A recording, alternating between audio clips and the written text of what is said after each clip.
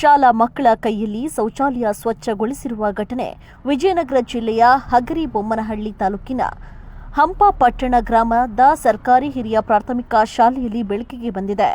ಬಾಳೆಹಣ್ಣಿನ ಆಸೆ ತೋರಿಸಿ ಮುಖ್ಯ ಶಿಕ್ಷಕನೊಬ್ಬ ಮಕ್ಕಳ ಕೈಯಲ್ಲಿ ಶೌಚಾಲಯವನ್ನ ಕ್ಲೀನ್ ಮಾಡಿಸಿದ್ದಾನೆ.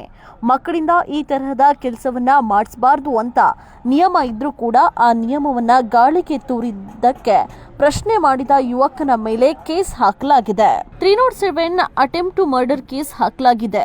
ಮಕ್ಕಳಿಂದ ಯಾಕೆ ಶೌಚಾಲಯವನ್ನ ಸ್ವಚ್ಛ ಮಾಡಿಸ್ತೀರಿ ಅಂತ ಪ್ರಶ್ನೆ ಕೇಳಿದ್ದಕ್ಕೆ ಈ ರೀತಿ ಪ್ರಕರಣ ದಾಖಲು ಮಾಡಿಕೊಂಡಿರುವುದು ವ್ಯಾಪಕ ಆಕ್ರೋಶಕ್ಕೆ ಕಾರಣವಾಗಿದೆ.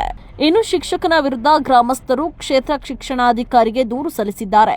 ಇದನ್ನ ಖಂಡಿಸಿ ಗ್ರಾಮಸ್ಥರು ಶಾಲೆಯ ಮುಂಭಾಗದಲ್ಲಿ ಮುಖ್ಯ ಶಿಕ್ಷಕನನ್ನ ಅಮಾನತು ಮಾಡಬೇಕು ಅಂತ ಒತ್ತಾಯಿಸಿದ್ದಾರೆ.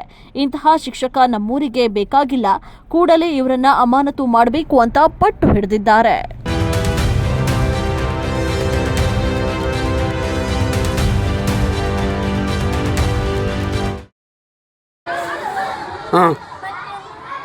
ಎಷ್ಟು ಕೊಡ್ತಾನ ದುಡ್ಡು ಎಷ್ಟು ಕೊಡ್ತಾನ?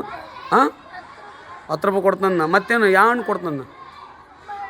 ಅದಕ್ಕೆ ನೀವೇನು ಮಾಡಿದ್ರಿ? ಬಾತ್ರೂಮ್ ತೊಳೆದ್ರೆ ಯಾರ್ಯಾರು ತೊಳೆದ್ರಿ? ನೀನು ಕುಮಾರ್ ತೊಳೆದ್ರೆ? ಭಾಳ ತೊಳೆದ್ರೆ ಆಗಲ್ಲ. ಎಷ್ಟೊತ್ತು ತೊಳೆದ್ರಿ? ಸ್ವಲ್ಪ ತೊಳೆದ್ರೆ ಇವ್ರು ತೊಳಿಬಾರ್ದು ನೀವು ಒಟ್ಟು ಜಾಣ ಹೋಗ್ಬೇಕು.